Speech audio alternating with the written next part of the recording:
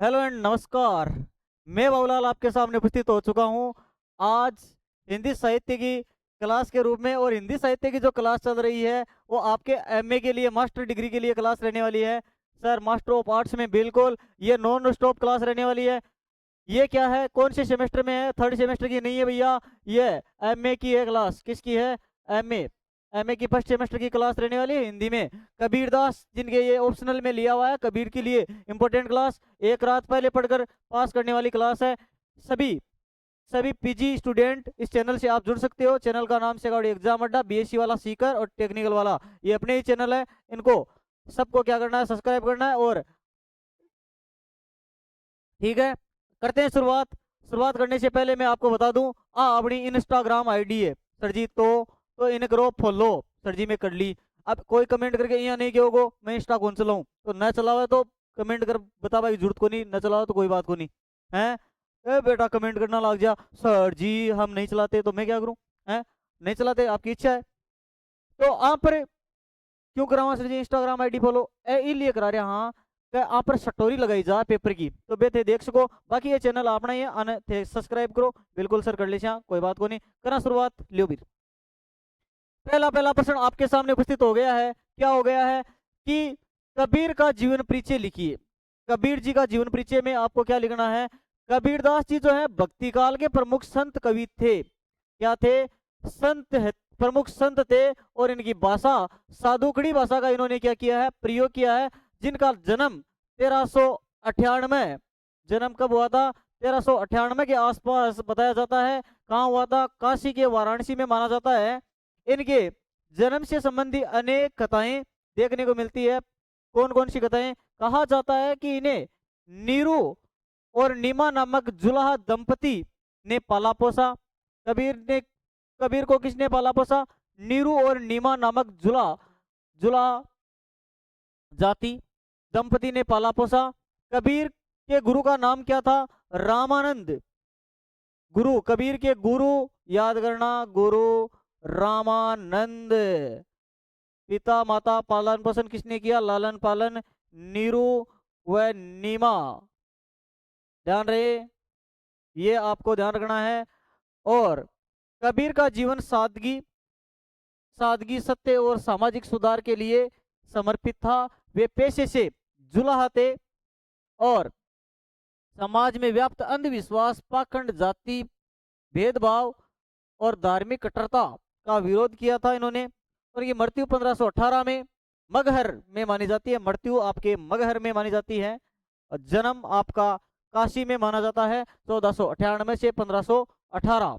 ठीक है। विशेषताएं, निर्गुण भक्ति धारा के ये कवि हैं, यानी कि मूर्ति पूजा पर इन्होंने क्या किया था? विरोध किया था। कि मूर्ति पूजा पर विरोध किया था कि पत्थर पूजे हरी, मिले तो मैं पूजूं पहाड़, जिससे आछी चाकी भली, पीस खाए संसार, पीस खाए संसार। तो ये भी यहाँ पर देखने को मिलता है। जाति पाति पाखंड का विरोध किया। जन भाषा और काव्य रचना इनकी क्या रही है? प्रमुख विशेषता रही है।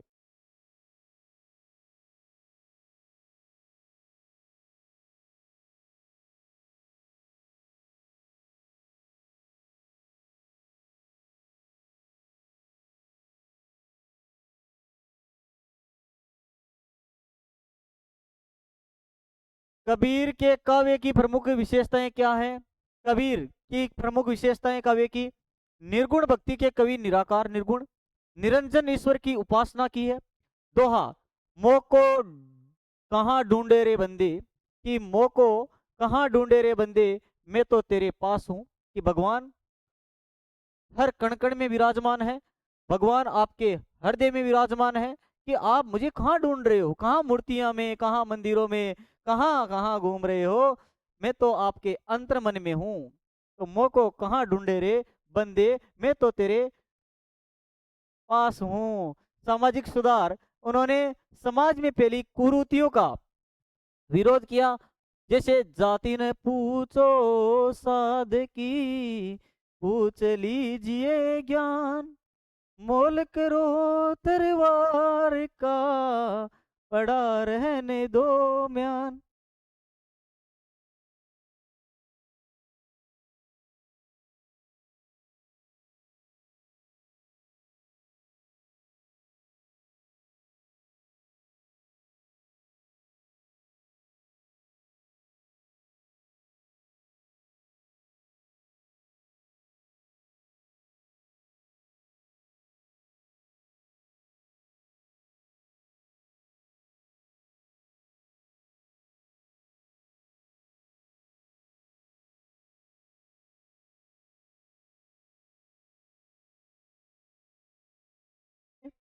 धार्मिक पाखंड का विरोध किया इन्होंने। इन्होंने कहा, क्या कहा कबीर, हिंदू मुस्लिम दोनों धर्मों का कट्टरता पर क्या करता है, प्रहार करता है कि क्या लोग तुम क्या हिंदू मुस्लिम लगा रखे हो, हिंदू हिंदुन की हिंदुआई देखी, तुर्कन की तुर्काई।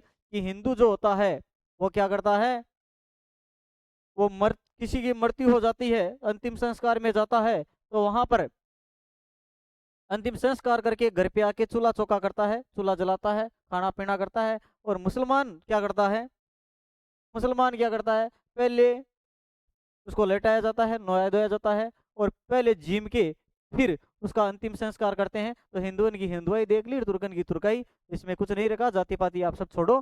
तो ये भेदभाव की जो भावना है, ये कबीर दास जी के द्वारा कंकर फातर जोड़ी मस्जिद लई चुनाए। देखो, कांकर फातर दगड़ा पर दगड़ मेल के मंदिर बना लियो, मस्जिद ले चुनाए, क्यों कोई मतलब वाली फालतू की बात है, कोई काम की बात को नहीं। देखो, ता चढ़ी मुल्ला बाग दे बहरा हुआ खुदाए। इसमें आगे बात करते हैं।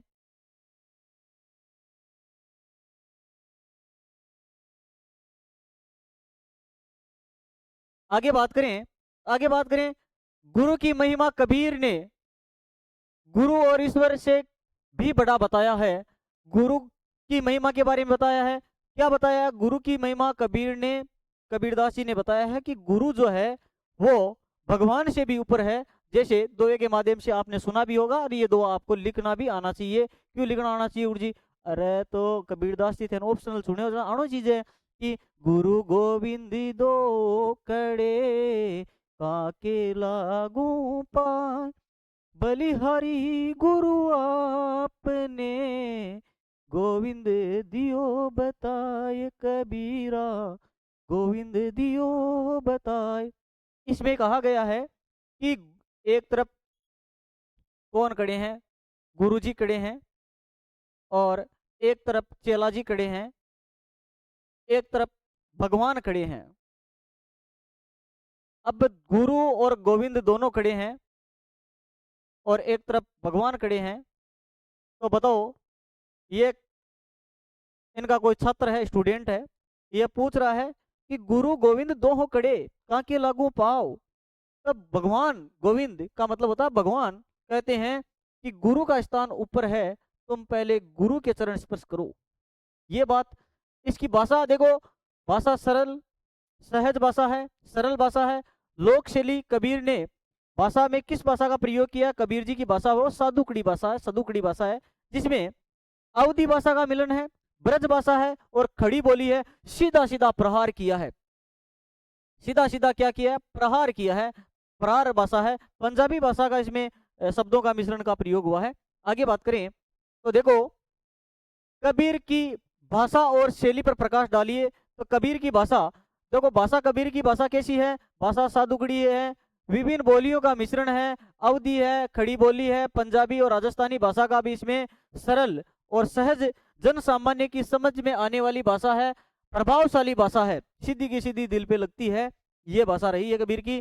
कबीर की शैली प्रमुख रूप से, कबीर ने प्रमुख रूप से काव्य रचना में क्या लिखा है? साकी शैली और शब्द जैसी उलट बांसी शैली की इसमें प्रयोग किया है, जिसमें व्यंग्यात्मक भाषा रही है, व्यंग्य को बहुत ज्यादा व्यंग्य प्रयोग किया है, जैसे हिंदू की हिंदुआई देखी, तुर्कन की तुराई, सभी व्यंग्य मुहावरों का प्रयोग, प्रत्यक्ष रूप से सत्य का प्रयोग भी यहाँ पर किया है। आगे बात करें तो कबीर की जो भक्ति भावना का स्वरूप स्पष्ट कीजिए। कवि ने भक्ति कैसी मानी है? कि भगवान की भक्ति कर रहे हो, ईश्वर की भक्ति कर रहे हो, तो किस प्रकार की भक्ति भावना की जानी चाहिए कबीर के अनुसार बताएं। तो देखो, कबीर ने कौन सी भक्ति पर अपनाया है? निर्गुण भक्ति पर अपनाया है, निर्गुण भक्ति को अपनाया। तो निर्गुण भक्ति में क्या होता है? एक तो होती है सगुण भक्ति, एक होती है निर्गुण भक्ति, जिसमें कबीर ने ईश्वर को क्या बताया है? निराकार बताया है कि भगवान किसी पत्थर की मूर्त में नहीं है, भगवान तो कण कण में है, हर जीव में है, हर आत्मा, हर मनुष्य की आत्मा में भगवान विराजमान है। देखो, कबीर की भक्ति निर्गुण भक्ति है, वे निराकार परमात्मा को मानते हैं। कबीर की भक्ति की विशेषताएं, निर्गुण ईश्वर निराकार है, ईश्वर सर्वव्यापी है, सभी जगहों में विद्यमान है। सहज साधना बिना आडंबर के भक्ति करो, दिखावा नहीं करो। मंदिर में नहा धो के जाओ, हे भगवान, ये दिखावा आडंबर है, इससे भगवान खुश नहीं होने वाले हैं। कबीर जी ने कहा है गुरु का महत्व है, गुरु के बिना ईश्वर की प्राप्ति असंभव है। गुरु का स्थान कबीर जी ने उत्तम बताया है। अंतर्मुखी साधना, ईश्वर बाहर नहीं है, ईश्वर कहाँ है? आपके अंदर है, आपके भीतर है। साधो ऐसा साधना कि साधो ऐसी साधना कीजिए, घर में रहो उदासी कीजिए। तो ये भी आपको याद कर लेनी है। आगे बात करें, आगे बात करें कबीर के समाज सुधारक के रूप में वर्णन कीजिए। कबीर को समाज सुधारक के रूप में भी जाना जाता है कि कबीर ने समाज में सुधार लाने के लिए क्या महान कार्य किए, किस प्रकार योगदान दिया। तो देखो, कबीर एक महान समाज सुधारक थे। उन्होंने समाज में बुराइयों पर कठोर प्रहार किया। प्रमुख सुधार जाति प्रथा का विरोध, जाति न पूजो साध की जाति। हम किसी अध्यापक, आजकल तो ये समय नहीं रहा कि आप कहीं पर शिक्षित होने के लिए आपको कोई भी ज्ञान दे, वो आपका गुरु है। उससे किसी भी गुरु से ज्ञान लेने से पहले आपको जाति उसकी पाति नहीं पूछनी चाहिए। आपको केवल नॉलेज, शिक्षा, जो आपको शिक्षा दे रहा है उस गुरु को कितना नॉलेज है, वो ज्ञान क्या है, वो लेना है। तो ये इसमें विरोध किया उन्होंने। मूर्ति पूजा का विरोध किया कि क्या बताया कि हरि मिले, क्या मिले कि पत्थर पूजे, यानी कि पत्थर पूजे, हरि मिले तो मैं पूजूं पहाड़। ये बाह्य आडंबर है कि पत्थर पूजने से भगवान मिलते तो मैं पहाड़ जाकर पूजूं। धार्मिक कट्टरता का विरोध किया है कि हिंदू मुस्लिम दोनों का सत्य को मार्ग दिखाया है। मानवता का संदेश, प्रेम और सत्य पर आधारित जीवन जियो, यही कबीर जी ने बताया है। आगे बात करें,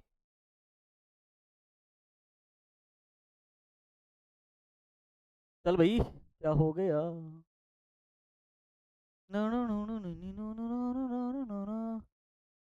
मरे पोरी बोलो भैया तेरे हम, चल जा। हम्म।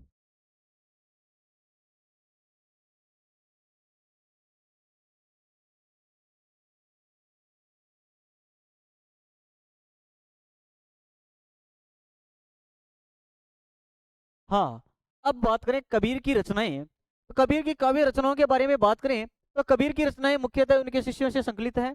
प्रमुख ग्रंथ बीजक कबीर के मुख्य ग्रंथ 3 भाग हैं। साकी सबद रमणी कबीर की ग्रंथावली है।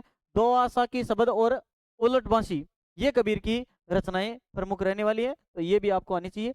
आगे बात करें गुरु की महिमा, कबीर के विचार लिखिए। तो गुरु की महिमा के बारे में तो गुरु जी की बड़ाई बहुत करी कबीर जी। देखो, कबीर के अनुसार गुरु ही ईश्वर तक पहुंचने का मार्ग दिखाता है। गुरु गोविंद, ठीक है, बलिहारी। गुरु के अनुसार गुरु का ज्ञान स्रोत है। कबीर के अनुसार क्या है? गुरु ज्ञान का स्रोत है। गुरु आत्मा को ईश्वर से मिलाता है। गुरु के बिना मोक्ष भी संभव नहीं है, ये भी कबीर जी ने बताया है। इसलिए हिंदू परंपरावादी लोग अपना एक गुरु बनाते हैं। कबीर के रहस्यवाद पर प्रकाश डालिए। कबीर का महत्व जो है, कबीर का काव्य रहस्यवादी है। वे आत्मा और परमात्मा के मिलन की बात करते हैं। रहस्यवाद की विशेषताएं, आत्मा और परमात्मा का मिलन है। आंतरिक साधना, प्रतीकात्मक भाषा, उलट बांसी का प्रयोग, जल में कुंभ, कुंभ में जल, कि जल में कुंभ यानी कि घड़े में मटका या मटके में घड़ा। कुंभ का मतलब होता है मटका, कि जल में कुंभ, घड़े में जल, या घड़े में जल में घड़ा। अब समझ सकते हो आप, बाहर या पानी बाहर है या भीतर है, इसमें आत्मा परमात्मा की एकता का भाव दिखाई देता है। तो ये कबीर जी ने बताया है। तो ये भी आपको एक मुहावरा टाइप, लोकोक्ति टाइप है, तो ये भी आपको याद कर लेना है। आगे बात करें कबीर की सखियों की विशेष, साखियों, कबीर की जो लिखी है साखियां हैं उनकी क्या विशेषता है। देखो, साखी कबीर की उपदेशात्मक दोहे हैं। साखी किसे कहा जाता है? कबीर के उपदेशात्मक दोहों को कहा जाता है। विशेषताएं क्या है? संक्षिप्त में और प्रभावशाली, जीवन के सत्य पर चित्रण और नैतिक शिक्षा और सरल भाषा मिलती है। उदाहरण, बुरा जो देखन में चला, बुरा न मिलिया कोई, जो दिल खोजा आपना, मुझसे बुरा न कोई कबीरा, मुझसे बुरा न कोई। तो ये भी आपको याद करना है। आगे बात करें, कबीर का साहित्यिक महत्व कीजिए, बताइए। तो कबीर ने साहित्य में क्या योगदान है? कबीर का साहित्यिक महत्व इस प्रकार है। भक्ति आंदोलन के प्रमुख संत निर्गुण भाषा और निर्गुण निर्गुण संत पर इन्होंने क्या दिया? बल दिया है। भक्ति के प्रवर्तक, सामाजिक सुधार और जनभाषा के कवि, मानवतावादी विचारधारा। कबीर ने साहित्यिक और लोक जीवन से जोड़ा और समाज में नई चेतना उत्पन्न की। यह कबीर की क्या है? महत्वपूर्ण विशेषता है कवियों की। आगे बात करें, यह आपके लिए इंपॉर्टेंट प्रश्न है, स्क्रीनशॉट लेके आप याद कर सकते हो। देखें, लो स्क्रीनशॉट। इन प्रश्नों पर आप विशेष ध्यान देके जाएं। कबीर का जीवन परिचय और उनके भाषा का वर्णन कीजिए। कबीर की भक्ति भावना, कबीर के साथ समाज सुधारक, कबीर रहस्यवाद। ये सारे के सारे प्रश्न स्क्रीनशॉट ले लिया होगा, नहीं लिया तो बे करके ले लेना। ये आगे भी ये आपके प्रश्न है, इन प्रश्नों का भी आप स्क्रीनशॉट ले लो। सर ले लेंगे, ले लिया क्या? तो ठीक है। ये प्रश्न विशेष तौर से आपको याद करके जाने हैं। जिन जिन के कबीर की रचनाएं या कबीर जिन्होंने ऑप्शनल के रूप में चुना है, उनके लिए सेमेस्टर फर्स्ट के लिए एग्जाम रहने वाली है, एमए के लिए। Okay, thank you, best of luck. आगे वाले सेशन में मिलते हैं, आगे वाली क्लास के लिए। तब तक के लिए tata, bye bye, take care. हंसते रहिए, मुस्कुराते रहिए, एग्जाम देते रहिए। और किस प्रकार के आपके पेपर आ रहे हैं, किस प्रकार आपके लिए हमारी जो क्लासेज हैं महत्वपूर्ण रह रही हैं, वो सब आप बता सकते हो। सर कब बताओ? और कमेंट बॉक्स में बताओ कब गए, बताओ। Okay, thank you, best of luck.